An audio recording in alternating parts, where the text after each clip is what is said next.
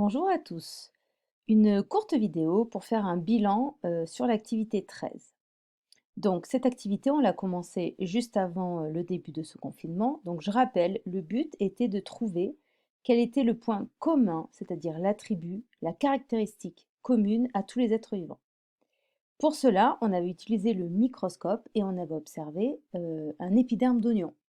On s'était rendu compte que l'épiderme d'oignon était composé d'une succession de cellules qui étaient toutes délimitées par une membrane qui contenait un noyau et dont l'intérieur était le cytoplasme.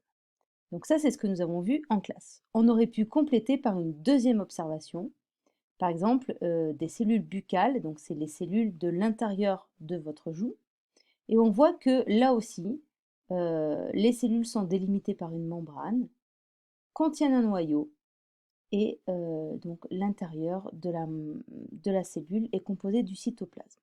Nous pouvions donc résumer ces observations sur un dessin qui donc met en évidence les trois principaux composants d'une cellule, le noyau, la membrane et le cytoplasme.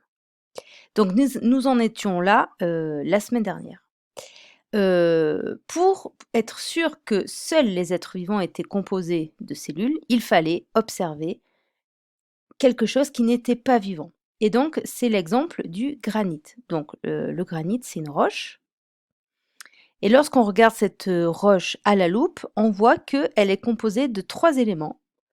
Un élément gris, un élément blanc et un élément noir. Ces trois éléments, on voit qu'ils ne ressemblent pas du tout à des cellules, puisqu'il n'y a pas de structure avec un noyau, par exemple.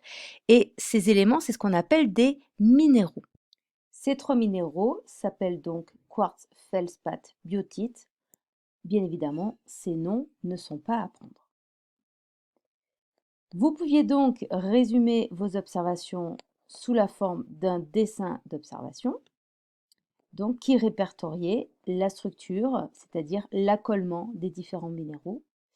Donc voilà, donc le dessin vous avait été distribué en classe.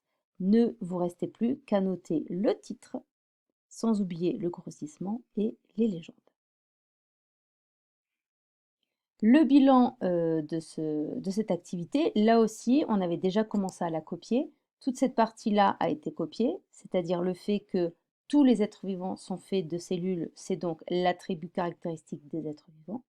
Il existe des organismes unicellulaires, c'est-à-dire faits constitués d'une seule cellule, et des organismes pluricellulaires, c'est-à-dire constitués de plusieurs cellules. Alors, ces cellules peuvent avoir des formes différentes, bien évidemment, selon l'organisme qu'elles composent. Vous n'avez donc plus qu'à mettre la dernière ligne du bilan qui précise donc que, contrairement à la matière vivante, la matière non vivante n'est pas faite de cellules, mais d'un assemblage de minéraux.